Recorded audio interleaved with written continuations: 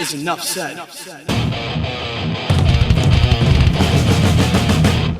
What's up, Heat fans? Happy Saturday, ladies and gentlemen. Your boy Ernest here, back with another Miami Heat Talk video. Would really appreciate if you guys can like the video, subscribe to the channel. Let's get ready to rock and roll on another Miami Heat Talk adventure, guys. Now, it's a great day. It's an amazing day. First and foremost, you guys, if we woke up, as I've mentioned before, every day you wake up, it's already a great day. But tonight, we got Game 3. Miami Heat versus Boston Celtics. Series tied 1-1. The Miami Heat have stolen the home court advantage from the Boston Celtics. Now it's time to continue that momentum. Now I will say this. I know a lot of people are siding with Boston. I know a lot of people feel that Boston's going to win this series. But it's like I've said before. This Miami Heat team can make this series competitive. And if you can make the series competitive, that means that you have a shot to win it. Now, chances are you may not win, but why not fight? Why not take it to Boston? Because this rivalry ain't over yet. And I love, ladies and gentlemen, how the Miami Heat are in their interview, how they're talking about we just got to keep fighting. We got to keep grinding. Talking about how nobody believes in us. Nobody thinks that we can do it. This is the same mentality from last season. This is the mentality the Miami Heat has. You can call this Heat culture because we don't give up. We keep swinging. We keep fighting. Doesn't matter what the situation is. And that's what I love about this Miami Heat roster. And the tools to win tonight, ladies and gentlemen, is Coach Erik Spoelstra. You saw in Game 2 why Erik Spoelstra is the best coach in the NBA. Making the adjustments, planning a strategy against the team. He treats every game like its own individual series. Now look, we got punched in the mouth Game 1, that's true. But Spo made adjustments. He made adjustments hugely on the defensive end, not going zone hugely, going man to man. It worked. Maybe tonight in Game 3, he shocks him with a little bit of zone, then switches it man to man. We're in Boston's head, guys. And it was the easy saying. Just like Boston told us last year. Don't let us get one. And we did. But it didn't take until Game 4. It took until Game 2. So this is the series. Now look, you need big games from our guys. There's no question.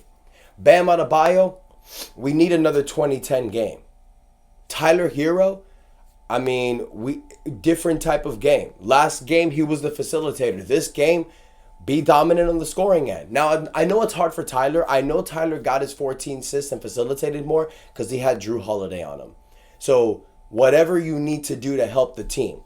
But you got to get big performances from guys like Caleb Martin, Jamie Jaquez Jr. again. These are the two guys that need to take the reins for Jimmy Butler. It's like I've mentioned before. One player can't make up for Jimmy Butler, but multiple players can.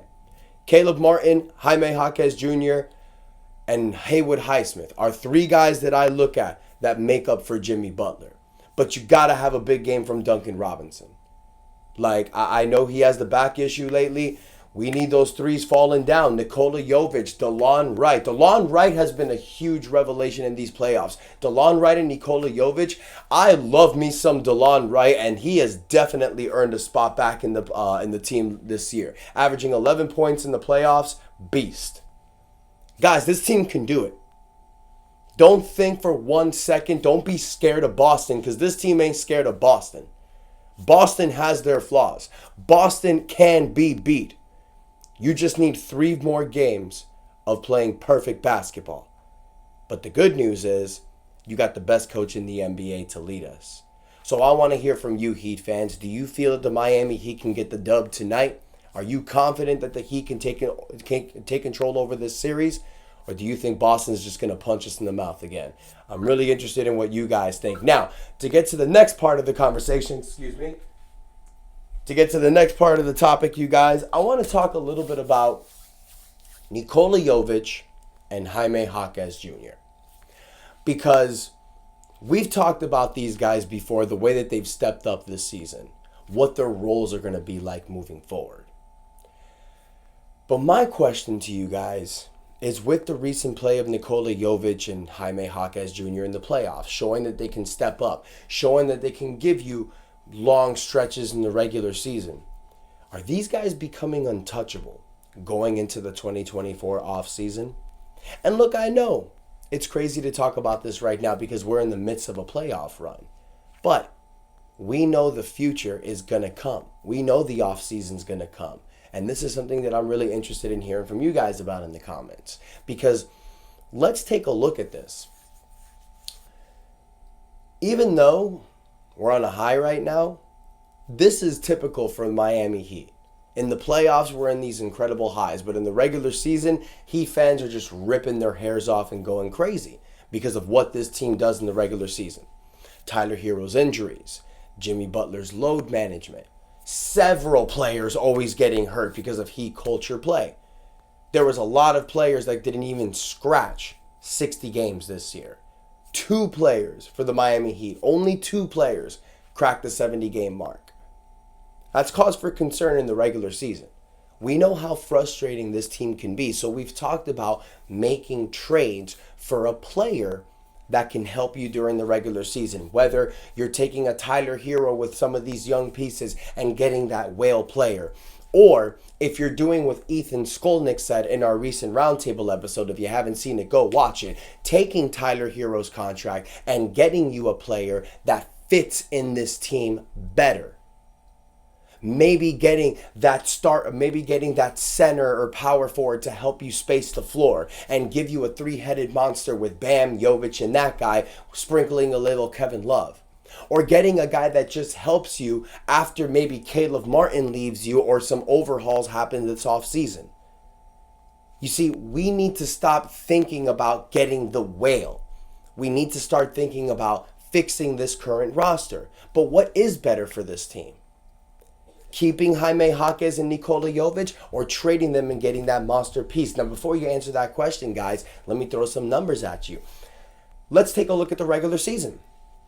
Jamie Jaquez Jr., about 12 points a game. 2.7 rebounds, 3.8 rebounds, 2.6 assists. Solid numbers for a rookie.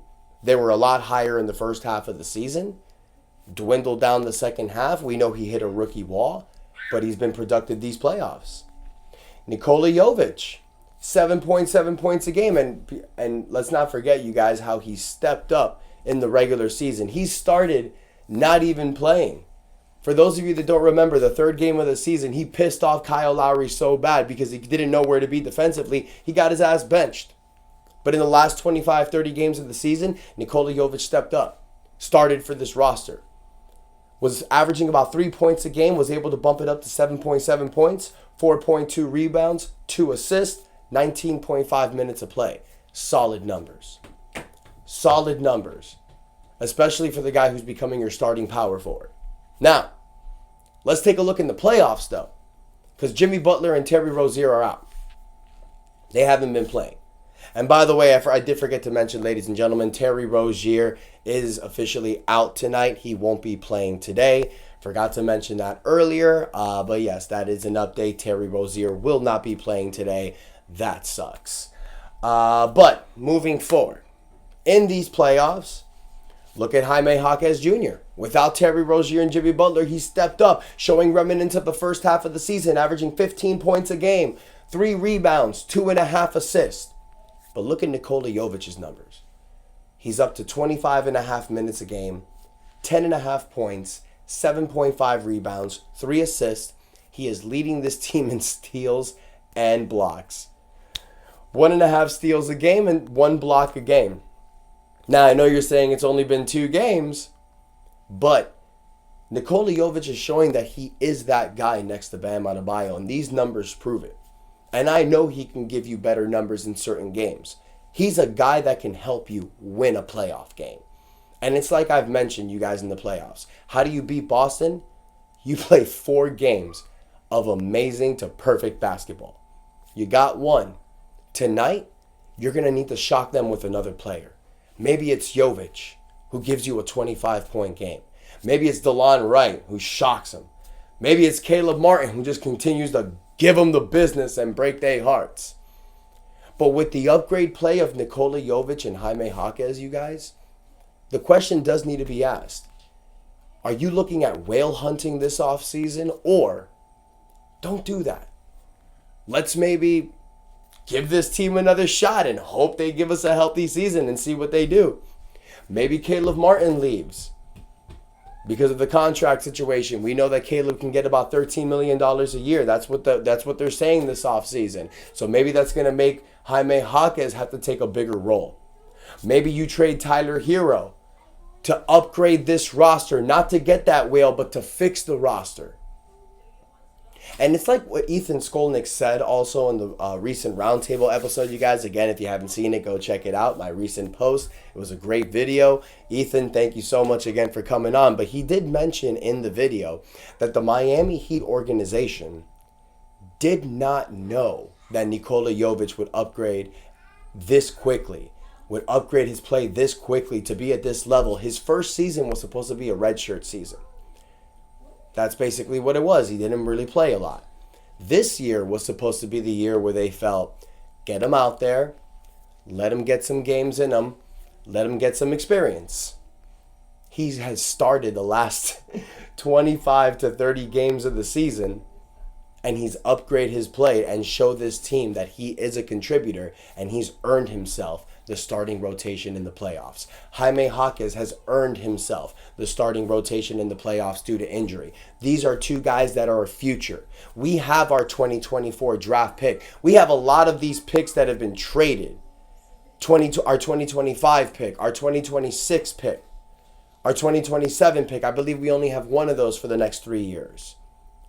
So you need to make sure you hit on this 2024 pick, and you do not trade these guys unless it is the biggest home run hit. You are getting a player of equal value to a LeBron James type when you got him in 2010.